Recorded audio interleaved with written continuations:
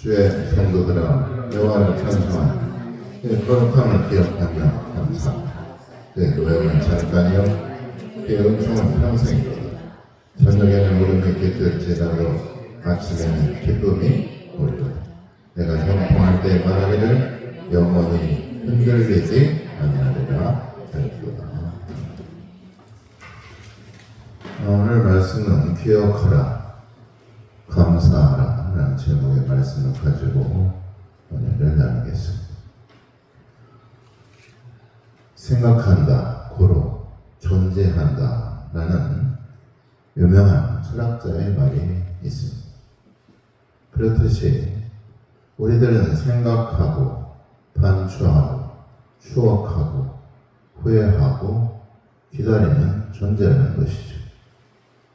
무엇을 그렇다면 기억해야 되냐, 또 무엇을 우리는 감사하며 살아가야 되느냐는 것입니다. 인생을 살면서 꼭 기억해야 될 게 있습니다. 은혜를 잊지 않는 것.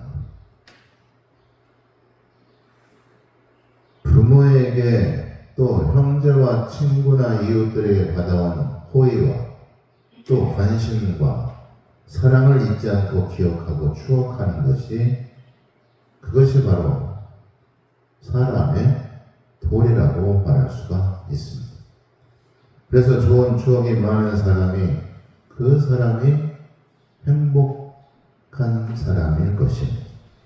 기억하고 싶지 않은 경험이나 충격적인 상황을 겪어본 사람을 바로 그것을 트라우마라고 말을 하죠. 정신적으로 큰 상처를 겪게 되었다는 것입니다. 그러므로 무엇을 기억하느냐, 또한 기억하는 것에 대하여 감사하며 우리가 살아가고 있느냐를 우리 스스로에게 한번 물어봐야 됩니다. 요즘 드라마 중에 첫사랑을 위하여 라는 드라마가 있습니다. 거기서 나오는 한 중년 여성에게 자식이 있었는데, 자식이 외국에서 죽어가지고 유품이 한국으로 들어왔습니다. 그 유품을 들고 절망하며 아파하며 괴로워하는 어머니에게 그와 똑같은 아픔을 가진 이웃이 찾아와 자신도 아들을 먼저 떠나 보냈다며 이렇게 말을 하죠.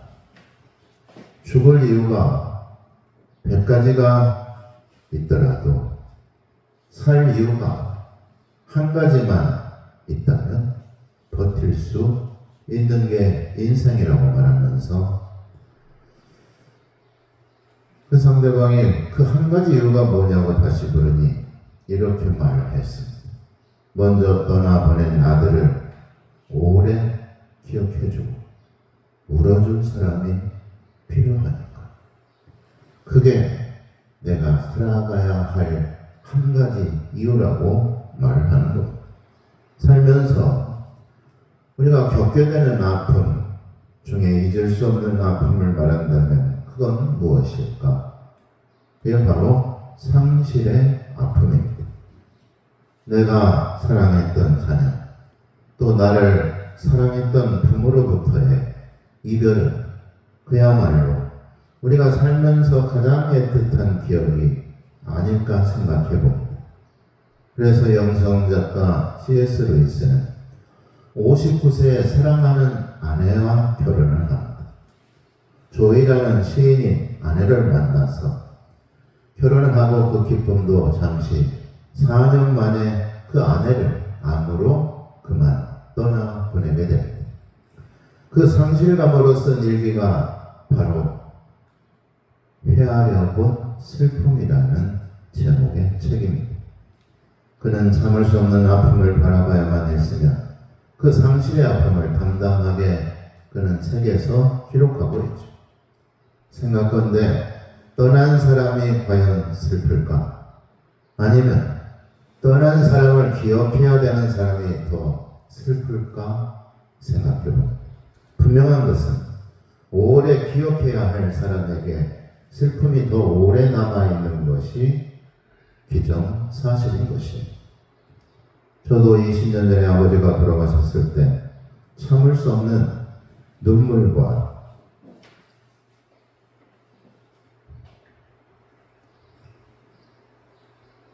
헤아릴 수 없는 그 감정을 느껴본 적이 있습니다. 제가 태어나서 한 번도 그렇게 울어본 적이 없습니다. 그렇듯이 우리에게는 아련한 추억도 있고 또 잊지 못할 기억과 사연들을 우리 모두가 가지고 있습니다. 그와 같이 기억할 거라면 과연 우리는 어떤 기억을 가지고 어떤 추억을 가지고 살아가야 될까? 우리는 또한 서글픈 것 중에 하나는 바로 잊혀져 간다는 것이죠. 아련하게 떠오르던 아름다운 기억마저도 추억마저도 세상에 찌들려서 세파에 떠밀려 세월에 묻혀서 잊혀져 가는 것이 더욱더 안타까울 수밖에 없습니다. 그래서 아프리카 속담에 이런 속담이 있죠. 도끼는 잊어도 나무는 기억한다 라는 말이 있습니다. 세상에서 나무처럼 오래오래 기억하는 식물은 없을 겁니다. 이게 바로 나이테가 그래서 그 나무의 세월을 보여주는 것이죠. 그런데 생각해 보십시오. 그 나무를 창조하신 하나님께서는 어떻습니까? 영원히 기억하실 것입니다. 세상에는 영원한 것이 없습니다. 오직 하나님만이 영원하신 분이십니다. 하나님만이 우리를 영원히 기억하실 분이심을 믿으시기 바랍니다. 그리고 영원히 기억한다는 것은 뭘 말하는 것이냐면 영원히 지켜주겠다는 말입니다. 그래서 하나님께서는 내가 너를 손바닥에 새겨두라고 말씀합니다. 이사야서 49장 15절 16절에 여인이 어찌 그 젖먹이 자식을 잊겠으며 자기 폐에서 나는 아들을 긍휼히 여기지 않겠느냐.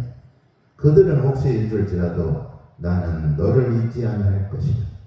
내가 너를 내 손바닥에 새겼고 너의 성벽이 항상 내 앞에 있나니 라고 말씀하고 있죠. 항상 우리 앞에서 또 우리 뒤에서 기억하고 지켜주시겠다는 약속을 말하고 있죠.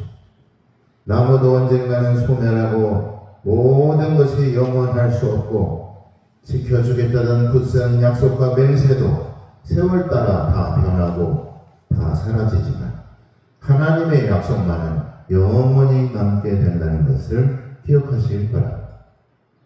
역대상 16절 15절에 너희는 그 언약 곧 천대에 명령하신 말씀을 영원히 기억할지어다.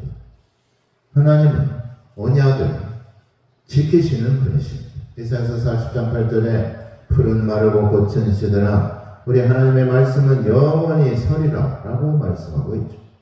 잊지 않고 우리의 모든 것을 아시고 기억하시는 분이 바로 하나님이시라는 것입니다. 그러므로 우리는 하나님의 은혜와 사랑을 잊지 말아야 됩니다. 어떤 사람은 잊어버려야 될 것을 기억하고 도목하는 사람이 있습니다. 좋지 않은 기억과 과거의 목격 벗어나지 못하고 괴로워하며 살기도 합니다. 그러나 그것은 악순환이 반복되는 것이죠. 원수를 갚는 것, 보복하고 앙심을 품는 것은 기억에서 우리는 지워내야 됩니다. 용서해야 잊을 수 있습니다. 다 같이 용서해야 잊을 수 있다.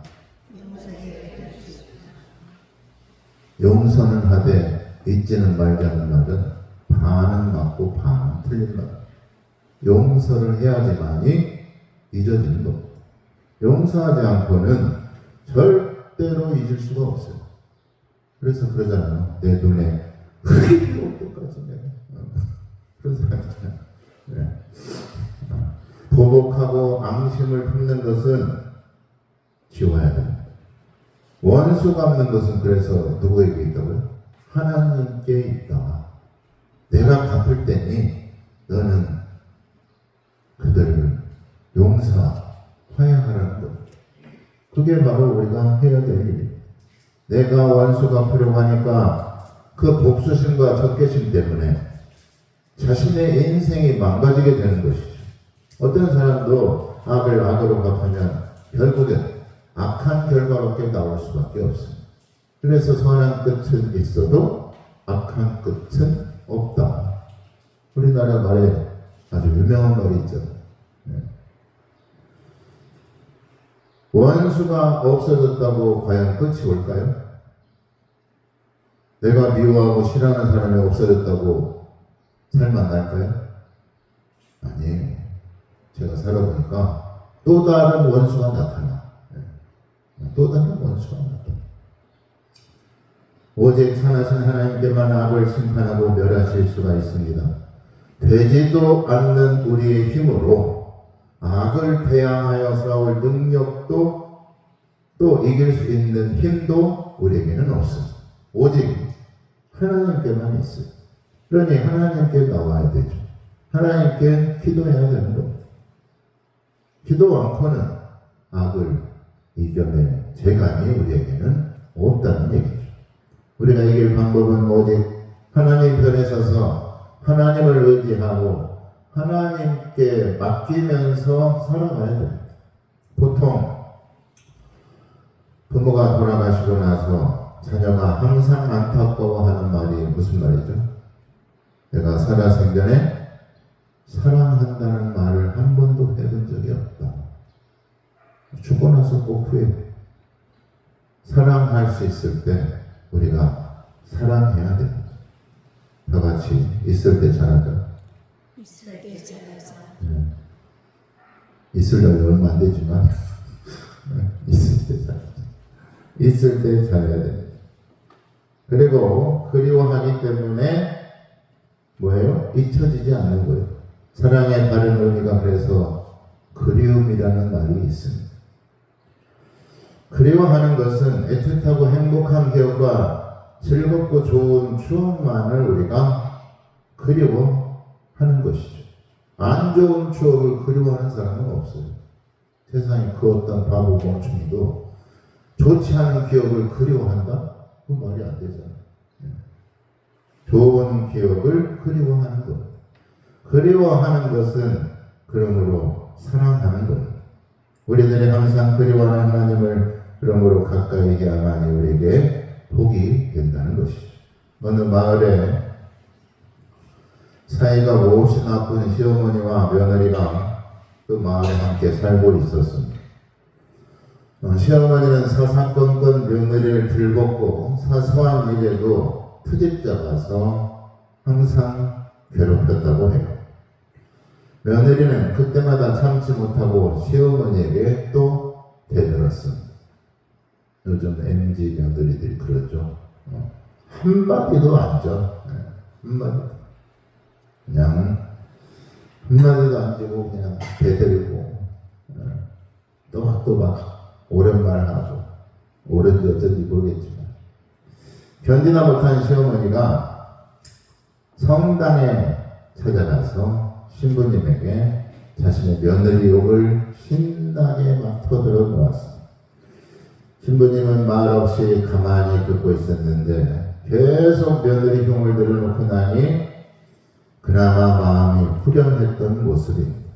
그때까지 아무 말이 없이 그 며느리를 바라보고 왠지 그 시어머니가 보고 있는 신부님을 생각할 때 왠지 자신이 부끄럽고 자기가 그렇게 못된 시어머니라는 것을 스스로가 말을 하면서 느낄 수가 있었습니다.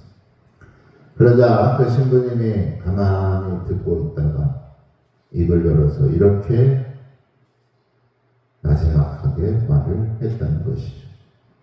시어머님도 예전에는 며느리였습니다. 한마디 하고 돌려보냈다는 것. 개구리 울진이적 생각보다 안 나고 자신이 강했을 때는 어땠을까? 기억해야 됩니다. 우리는 옛날에 과연 어땠을까? 기억하며 오늘을 살아가야 된다는 얘기죠.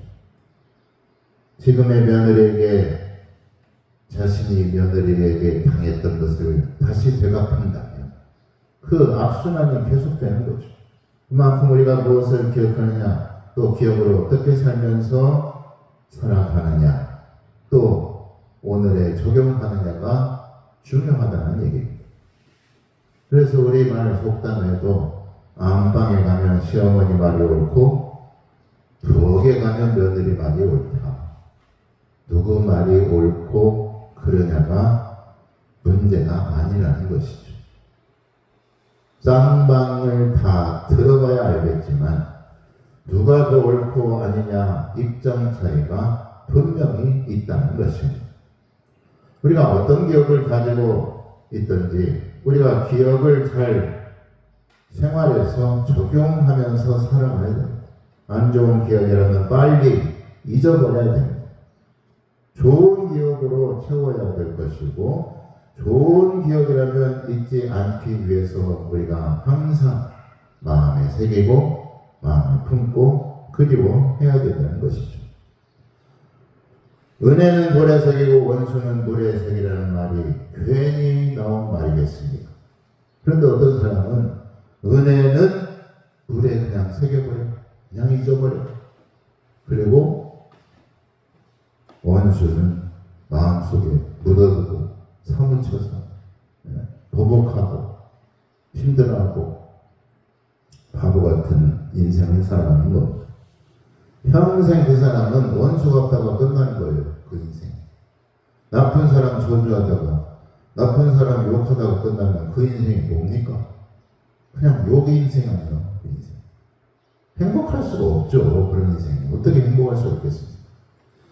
좋은 기억을 쌓아야 됩니다. 모든 기억과 악한 생각들을 그러므로 물에 새기시길 바랍니다. 그리고 하나님의 사랑과 은혜를 기억하며 살아갈 수 있기를 바랍니다.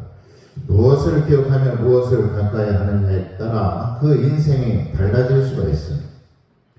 먼 사촌보다 가까운 이웃이 낫다라는 말처럼 우리는 선하신 하나님을 가까이 할 때 우리의 삶이 풍요로운 인생, 축복된 삶이 되는 줄 믿으시길 바랍니다. 시편 73편 28절에 하나님께 가까이 함이 되게 보기라 내가 주 여호와를 나의 피난처로 삼아 주의 모든 영광을 전파하리이다 라고 다윗은 고백하고 있죠. 다윗의 인생을 살펴보면 그는 평생을 외롭고 쓸쓸하게 살았던 사람입니다. 드넓은 들판에 양들을 치는 목동으로 그는 홀로 별을 보며 잠에 들었어야 되며 또 혼자서 이슬비를 맞고 일어나야 했습니다. 또한 그가 왕이 되었어도 주변에 원수와 적들이 얼마나 많았는지 모릅니다. 심지어는 장인까지도 그를 죽이려고 했고 그 아들까지도 아버지에게 영모를 꾸미고 그를 몰아내려 했습니다. 그렇게 그는 고달프고 험난한 인생을 살았던 사람입니다. 그래서 동굴에서 지낸 날이 여러 날이었고 도망자 신세로 고향을 떠나 가족들과 떠나 살았던 날도 숱한 나날들이 많았습니다. 그러기에 그리움에 대하여 그는 그 누구보다도 잘 알았습니다. 그래서 그는 기억하기를 자신의 생명을 지켜주시고 그 험하고 악한 세상 속에서 자기를 보호하시고 인도하신 분이 바로 여호와 하나님이시라는 것을 그는 결코 잊지 않고 살았던 것입니다. 세상의 모든 것은 다 지나갑니다. 한 세대가 지나가면 한 세대가 오는 것이요.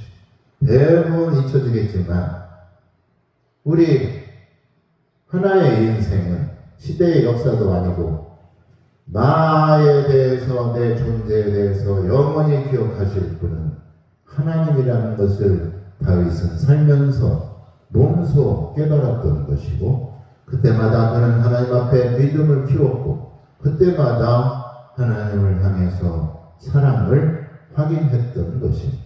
그래서 하나님께 날마다 그는 찬양하고 날마다 피파와 속으로 하나님께 예배하고 제사를 드렸던 것이 무엇보다도 그는 하나님께 항상 감사했던 것을 볼 수가 있어요. 부모도 나를 지켜줄 수가 없고 세상의 그 어떤 것도 나를 지켜주지 못하고 나를 끝까지 기억해 주지 않지만 하나님께서만은 나를 영원히 잊지 않고 기억하시고 나의 영혼과 생명을 끝까지 지켜주신다는 것을 우리가 믿어야 됩니다. 또한 나를 기억하신다는 것은 나를 영원히 사랑해 주신다는 증거이며 확신인 것이죠. 우리가 그런 믿음으로 생활을 할 때 비교할 수 없는 하나님의 은혜와 사랑을 기억하고 또 감사하며 영광을 돌리며 살아가게 되는 줄 믿으시길 바랍니다. 그러기 위해서는 먼저 하나님께 우리에게 베푸신 일들을 우리가 기억하는 것입니다. 신명기 24장 22절에 너는 애굽 땅에서 종되었던 것을 기억하라. 이러므로 내가 네게 이 일을 행하라 명령하노라. 이스라엘 민족이 애굽에서 몇 년을 종생활이 했습니까? 430년 동안을 노예로 살았어요. 그렇다면 그 자녀의 자녀, 그 자녀의 자녀까지 다 노예였던 거예요. 그러한 억압과 그러한 핍박 가운데서 해방을 해주신 것입니다. 얼마나 큰 은혜입니까? 얼마나 하나님께 감사해야 됩니까? 그들로부터 온갖 수치와 모욕에서 인도하심을 받았다는 것. 또 그들의 능력과 폭정에 시달렸던 내 자녀들, 내 형제들, 내 가족들이 구원을 받았다는 것. 얼마나 하나님께 감사해야 됩니까?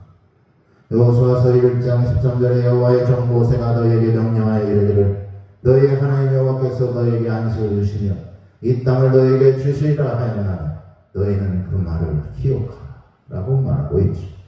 하나님께서 우리를 얼마나 생각하시는지 그리고 우리를 얼마나 사랑하시는지 그 은혜를 잊지 않고 기억하는 것이 바로 신앙인의 도리인 것입니다. 또한 기억하는 대로 우리가 살아갈 수가 있습니다. 기억이 있어야 그 기억대로 살아갈 거 아닙니까? 아무 좋은 기억이 없는데 뭘 기억하며 뭘 그 기억대로 살아갈 수가 있겠느냐는 것입니다. 오늘 말씀에서 다윗이 고백하기를 뭐라고 고백합니까? 주의 성도들아 여호와를 찬송하며 그의 거룩함을 기억하며 감사하라. 그의 노염은 잠깐이요 그의 은총은 평생이로다. 저녁에는 울음이 깃들지라도 아침에는 기쁨이 오리로다. 내가 형통할 때 말하기를 영원히 흔들리지 아니하리라 하였도다. 노염은 잠깐이요 그의 은총은 평생이로다. 하나님의 은혜는 이와 같이 영원하다는 것입니다. 저녁에는 슬픔과 눈물로 지내온다 할지라도 아침에는 기쁨과 환희와 영광으로 일어나게 된다는 것이죠. 그러니까 우리가 기억해야 될 것은 지나온 과거의 상처로 기본복이었던 데는 그렇게 초라한 과거의 내 모습이 아니라 지금까지 지켜주시고 사랑과 위로를 보여주신 내 영혼을 살리시고 지옥에서 내 영혼을 건져주신 하나님의 은혜를 그 사랑을 기억해야 된다는 것입니다. 또 시편 30편 10절 11절에 이렇게 말합니다. 여호와여 들으시고 내게 은혜를 베푸소서. 여호와여 나를 돕는 자가 되소서 하였나이다. 주께서 나의 슬픔이 떠나야 내 배에 춤이 되게 하시며 나의 베옷을 벗기고 기쁨으로 띠를 띄우셨나이다. 하나님의 은혜를 기억하는 사람은 그 은혜에 항상 감사하며 기뻐하며 살아가는 사람이라는 얘기죠. 그 사람에게는 슬픔이 변하여 기쁨이 될 것이고 언제나 범사에 감사하며 살아가는 하나님의 사랑으로 살아낼 수가 있다는 말씀이죠. 하나님께 감사하며 살아가는 사람에게는 환경도 어떠한 역경과 고난도 그것을 승화할 수 있습니다. 믿음으로 이 상황을 이겨낼 수가 있게 되는 것입니다.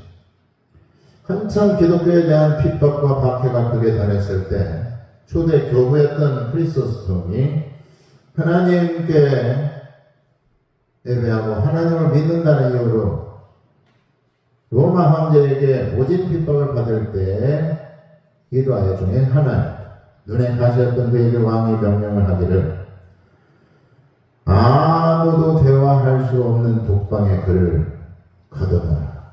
그러자 신하가 이렇게 말하나 황제 폐하 그는 크리스찬이야. 황제가 가만히 듣더니만 너 크리스찬이면 뭐 별거야? 빨리 갖다가 집어쳐 넣어라. 그러자 또 신하가 황제 폐하 물으시는 말씀입니다. 예수 믿는 사람 혼자 있을 때 더 좋아합니다. 만약 그렇게 독방에 가두어 놓더라도 혼자라고 그들은 생각하지 않습니다. 하루 종일 싱글벙글 웃으면서 중얼거립니다. 우리 눈에는 보이지 않지만 예수 믿는 사람은 하나님과 함께 이야기한다고 말을 합니다. 그러니까 혼자 두면 오히려 그에게 더 좋은 일이 될 것입니다. 그러자 황제가 다시 그러면 그가 무도한 죄인들이 많이 있는 감옥에 다시 집어넣어라. 신하가 고개를 흔들며 말하라. 황제 폐하 그건 더더욱 안 됩니다. 다른 사람들에게 오히려 전도할 기회가 생겼다고 그들은 더 좋아할 것입니다. 얼마 있지 않아 감옥 안의 사람들이 모두가 다 변화되어 크리스찬이 되고 말 것입니다. 그가 무도한 악한 죄인도 변화시켜 오히려 하늘의 상급을 받게 된다고 그들은 더 좋아서 날뛸 겁니다. 그래서 황제가 노발대발하며 그러면 당장 그놈을 데려다가 목을 치라 라고 말하자. 신하가 얼굴이 사색이 되어 황제 폐하 통촉하여 주시옵소서. 그 사람들의 제일 큰 신앙의 상급이 바로 순교입니다. 그렇기 때문에 예수 믿는 사람 중에 처형당할 때 죽음을 두려워하거나 슬퍼하는 기색을 찾아볼 수가 없는 것입니다. 오히려 얼굴에 광처가 나는 것이고 그들은 하늘을 바라보며 그들은 기뻐합니다. 그것이야말로 그들에게 가장 좋은 것을 안겨주는 것입니다. 상황이나 환경이 문제가 아니라 내 선택과 태도가 문제라는 얘기입니다. 상황이 아무리 안 좋더라도 내 태도가 다르면 그 상황은 극복되어지는 것입니다. 하나님께서 우리를 어떻게 사랑하셨는지, 예수님께서 어떻게 우리를 구원하셨는지를 알기 때문에 그 사랑에 보답하며 응답하는 길은 감사하는 것밖에는 없는 것입니다.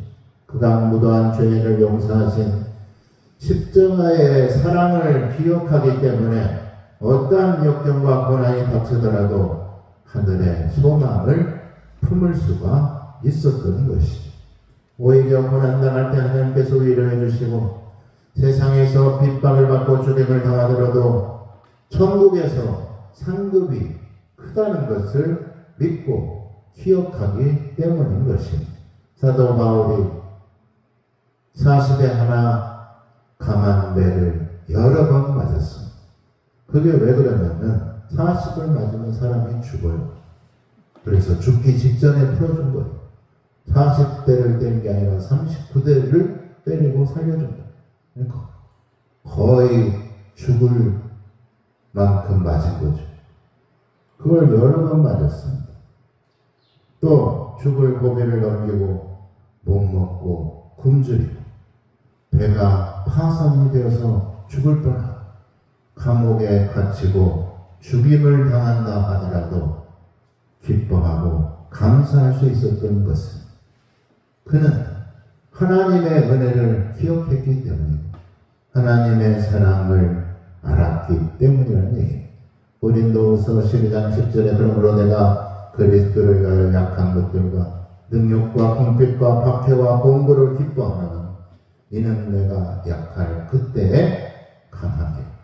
골로새서 1장 24절에 나는 이제 너희를 위하여 받는 괴로움을 기뻐하고 그리스도인의 남은 고난을 그의 몸된 교회를 위하여 내 육체에 채우노라. 데살로니가전서 3장 8절 9절에 그러므로 너희가 주 안에서 굳게 선즉 우리가 이제는 살리라. 우리가 우리 하나님 앞에서 너희로 말미암아 모든 기쁨으로 기뻐하나니 너희를 위하여 능히 어떠한 감사로 하나님께 보답할까? 어떤 마음이었을까요? 하나님께 보답할 것은 감사밖에는 없는 것입니다. 무엇으로 그 은혜에 보답하냐? 무엇으로 그 사랑에 보답하며 살아갈까? 사랑의 빚진 자로서 우리가 기쁨으로 범사에 감사하며 살아갈 수 있기를 예수님의 이름으로 축원합니다. 기도하겠습니다.